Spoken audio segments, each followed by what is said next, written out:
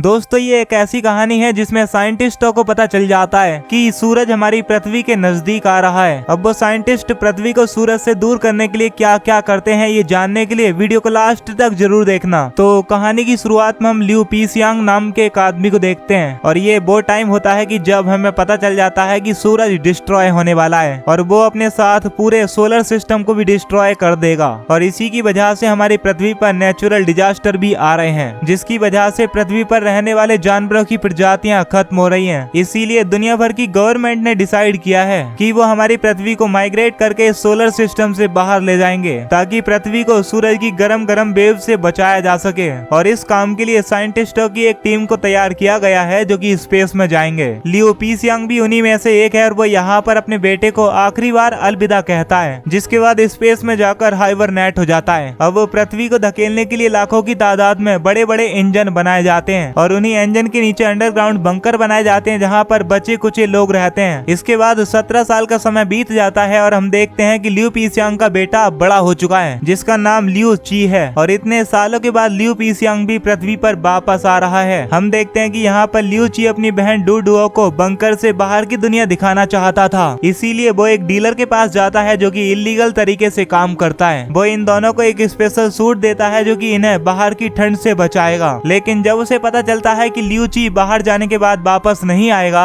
तब वो उन दोनों को बाहर नहीं जाने देता है। लेकिन फिर भी ये दोनों भाई बहन किसी तरह यहाँ से भाग जाते हैं और सिक्योरिटी चेक पोस्ट को पार करके बंकर से बाहर आ जाते हैं। यहाँ पर हम देखते हैं कि पूरी पृथ्वी बर्फ से जमी हुई है। अब इसके बाद लियू ची अपने फादर की आईडी से वहाँ के व्हीकल का इस्तेमाल करने लगता है। अब लियू ची इस व्हीकल को चलाना नहीं जानता था क्योंकि इसे चलाने के लिए पूरे 5 साल की ट्रेनिंग लेनी पड़ती है। और हम यहाँ पर उन बड़े बड़े इंजन को देखते हैं जो कि पृथ्वी को धकेल रहे थे। इसके बाद हमें इंटरनेशनल स्पेस स्टेशन का सीन दिखाया जाता है जहाँ पर सभी लोग लियू पीसियांग को घर वापसी की बधाइयाँ दे रहे थे। यहाँ पर लियू भी काफी खुश था क्योंकि आखिरकार वो अपने बेटे से इतने सालों बाद मिल पाएगा। लेकिन पृथ्वी पर सेफ्टी प्रोटोकॉल तोड़ने के जुर्म में लियू ची को अरेस्ट कर लिया जाता है। इसके बाद हम लियू ची के ग्रैंडफादर हान जियांग को देखते हैं जो कि यहाँ पर एक ऑफिसर को रिश्वत देने की कोशिश कर रहे थे, लेकिन वो ऑफिसर हान जियांग को भी जेल में डाल देता है। अब यहाँ पर जेल में उनकी मुलाकात टिम नाम के एक लड़के से होती है जो कि एक फॉरेनर था। हम देखते हैं कि हाँ लियू ची को डांट ही रहा था कि तभी अर्थक्वेक आने लगता है। अब इससे पहले कि वो सभी लोग बिल्डिंग के अंदर दबकर मारे जाते वो यहाँ से बाहर निकल जाते हैं क्योंकि अर्थक्वेक इतना बड़ा था कि पूरा स्ट्रक्चर कोलैप्स कर जाता है क्योंकि असल में पृथ्वी जुपिटर प्लेनेट के बहुत नजदीक आ गई है, जिसकी वजह से बहुत सारे इंजन ने अचानक से काम करना बंद कर दिया है और पृथ्वी लगातार जुपिटर के नजदीक आती जा रही है। और अगर सभी खराब हुए इंजन को सही नहीं किया गया तब पृथ्वी और जुपिटर आपस में कोलैप्स कर जाएंगे। इसके बाद हम देखते हैं कि लियू पीसियांग अपने फादर हान से कांटेक्ट करता है और उन्हें पास के ही रेस्क्यू सेंटर में जाने के लिए कहता है। इधर साइंटिस्ट फ्यूल और एनर्जी बचाने के लिए सभी को हाइबरनेशन में जाने के लिए कहते हैं, जिससे हम समझ पाते हैं कि लियू पीसियांग अपने घर वापस अब नहीं जा पाएगा। इधर हम देखते हैं कि हान चियांग पास के ही रेस्क्यू सेंटर में जा रहा था, लेकिन उन्हें रोक लिया जाता है क्योंकि उनके व्हीकल को एक रेस्क्यू टीम का हिस्सा बना लिया गया था और इसीलिए उन्हें मजबूरी में संघाई शहर जाना पड़ता है क्योंकि उन्हें इंजन को स्टार्ट करने के लिए लाइटर कोर को वहां पहुंचाना था। इधर लियू पीसियांग को जब पता चलता है कि उसका बेटा किसी खतरनाक मिशन पर जा रहा है तब वो कैप्टन बोंगली से इस मिशन को रोकने के लिए रिक्वेस्ट करता है, लेकिन बोंग उसकी इस रिक्वेस्ट को डिक्लाइन कर देता है। जिसके बाद ये लोग इंजन की तरफ बढ़ने लगते हैं, लेकिन अर्थक्वेक की वजह से बर्फ की चट्टानें टूटने लगती हैं और वो सभी लोग किसी तरह यहाँ से बाहर निकल आते हैं। जिसके बाद हान चियांग भी मिशन रोकने के लिए कहता है, लेकिन बोंगली मिशन नहीं रोकने वाला था क्योंकि उसे किसी भी हालातों में इंजन को स्टार्ट करना था। जिसके बाद वो लाइटर कोर को ऊपर खींचने लगते हैं और इसी के सहारे वो लोग ऊपर आ रहे थे, लेकिन उनके हाथों से वो रोक टूटकर फिसल जाती है और लियू ची के ग्रैंडफादर नीचे ही रह जाते हैं। हम देखते हैं कि वो लाइटर कोर नीचे गिरे जा रहा था और लियू ची के ग्रैंडफादर भी नीचे ही थे। अब उनकी जान बचाने के लिए यहाँ पर एक इंजीनियर अपनी जान दे देता है, लेकिन ऑक्सीजन कम होने की वजह से हान जियांग की मौत हो जाती है। इधर अर्थक्वेक के झटके से पूरी बिल्डिंग गिर जाती है और बाकी के सभी लोग भी मारे जाते हैं। जिसके बाद कैप्टन बोंग कहता है कि हमें आगे बढ़ना होगा, लेकिन ली आगे जाने से मना कर देता है। लेकिन बोंग अपने मिशन को जारी रखता है क्योंकि लाखों लोगों की जिंदगी दांव पर लगी थी।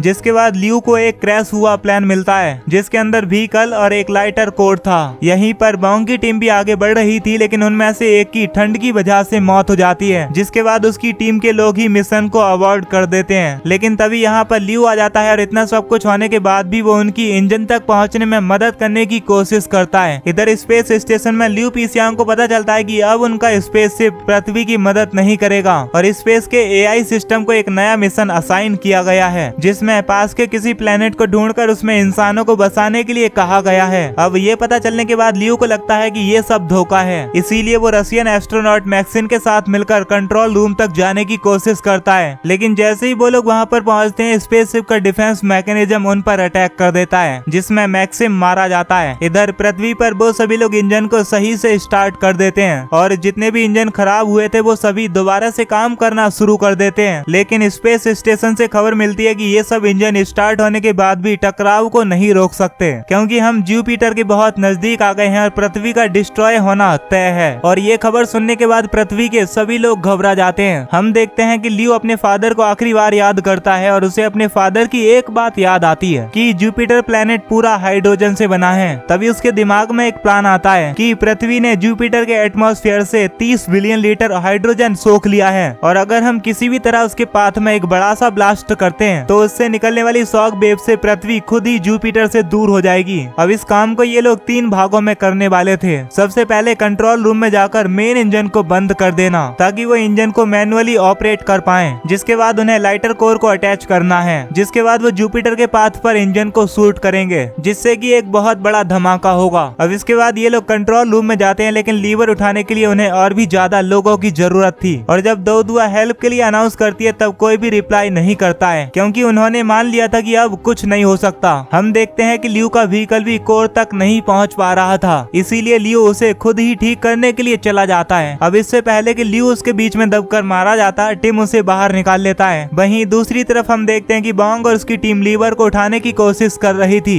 लेकिन तभी उनके ऊपर बहुत सारा मलबा गिर जाता है, जिसकी वजह से वो लोग बुरी तरह से घायल हो जाते हैं। यहीं पर डोडुआ स्पेस स्टेशन से कांटेक्ट करने की कोशिश कर रही थी, जहां पर लियू पेसियांग को पता चलता है कि वो सभी लोग कंट्रोल रूम में हैं। जिसके बाद लियू पेसियांग यूईजी से कांटेक्ट करता है और उनसे रेस्क्यू टीम को कंट्रोल सेंटर तक पहुंचने की रिक्वेस्ट करता है, लेकिन वो लोग भी रिक्वेस्ट को डिक्लाइन कर देते हैं, क्योंकि जिस मिशन को वो लोग कर रहे थे उन्होंने पहले ही उसे एनालाइज कर लिया था। यहीं पर हम देखते हैं कि इस मिशन का सक्सेस रेट 0% है, लेकिन फिर भी वो लियू पेसियांग की रिक्वेस्ट करने पर डोडुआ को यूनिवर्सल कम्युनिकेशन से कनेक्ट कर देते हैं। जिसके बाद डोडुआ सभी लोगों से मदद की रिक्वेस्ट करती है। इसके बाद हम देखते हैं कि बहुत सारे लोग उनकी मदद करने के लिए उनकी तरफ बढ़ने लगते हैं और आखिरकार वो सभी लोग मिलकर लीवर को ऊपर उठा देते हैं और तभी एक बड़े से झटके के साथ इंजन स्टार्ट हो जाता है। जिसके बाद पृथ्वी में से बहुत सारी प्लाज्मा रेस निकलती हैं, लेकिन जल्दी ही उन्हें रियलाइज हो जाता है कि वो लेजर बीन जुपिटर तक नहीं पहुंच पा रही है। ये देखकर उन्हें लगता है कि इतने लोगों की कुर्बानी बर्बाद चली गई। लेकिन तभी लियू पेसियांग यूईजी से दोबारा कांटेक्ट करता है और उनसे कहता है कि हम एक्सपोजर रेडियन से बस कुछ ही दूरी पर हैं और स्पेस स्टेशन में इतना फ्यूल है कि जुपिटर तक पहुंचकर एक्सप्लोजन किया जा सके, लेकिन वहाँ के मेंबर उसे ऐसा करने की परमिशन नहीं देते। अब इससे पहले वो अपनी बात कंप्लीट कर पाता, एआई सिस्टम उसका कॉल कट कर देता है। जिसके बाद लियो एआई के ऊपर एक वोडका की बोतल फेंक देता है, जिसकी वजह से स्पेस स्टेशन में आग लग जाती है। अब आग लगने के बाद उसके हाथों में पूरा मैनुअली सिस्टम था और वो स्पेसशिप को डिसअटैच करके जुपिटर की तरफ बढ़ने लगता है। जिसके बाद वो एक बार फिर से अपने बेटे से बात करता है और जब लियू ची को पता चलता है कि उसके डैड जुपिटर की तरफ जा रहे हैं, तब वो उन्हें ऐसा करने से मना करता है, क्योंकि ऐसा करने में उसके डैड भी मारे जाएंगे। जिसके बाद लियू पेसियांग अपने बेटे से माफी मांगता है, क्योंकि वो अपने बेटे से मिलने का वादा पूरा नहीं कर पाया और इसी के साथ वो जुपिटर से कोलाइड कर जाता है, जिससे जुपिटर में एक बड़ा सा धमाका होता है और उससे निकलने वाली शॉक वेव 7 मिनट में पृथ्वी तक पहुंचने वाली थी। इसके बाद वो सभी लोग अंडरग्राउंड बंकर की तरफ भागने लगते हैं, लेकिन लियू ची बंकर से बहुत दूर था और बॉन्ग भी एक बड़े से पत्थर के नीचे दबा हुआ था। अब लियू ची बंकर की तरफ बढ़ ही रहा था कि तभी शॉक वेव पृथ्वी तक पहुंच जाती हैं और हम देखते हैं कि चारों तरफ तबाही होने लगती है और जुपिटर से निकलने वाले बड़े बड़े एस्ट्रॉइड पृथ्वी पर गिरने लगते हैं। यहीं पर हम देखते हैं कि लियो और टिम नीचे गिरने लगते हैं, लेकिन वो एक पोल को पकड़ लेते हैं। तभी हम देखते हैं कि डोडुआ नीचे गिरने लगती है और लियो उसे बचाने के लिए जाता है। जिसके बाद हम देखते हैं कि वो दोनों एक रेस्क्यू बबल के अंदर नीचे गिरते हैं, लेकिन वो भी एक एस्ट्रॉइड से टकराकर खराब हो जाता है। जिसके बाद हम देखते हैं कि लियो का हेलमेट भी खराब हो गया था और ऐसा लग रहा था कि वो मर गया। इसके बाद 3 साल बीत जाते हैं और हम देखते हैं कि लियो ची अभी तक जिंदा है और उनका पृथ्वी को जो बचाने का मिशन था वो सक्सेसफुल हो गया है। अब ये लोग एक नए सोलर सिस्टम की तरफ बढ़ रहे थे,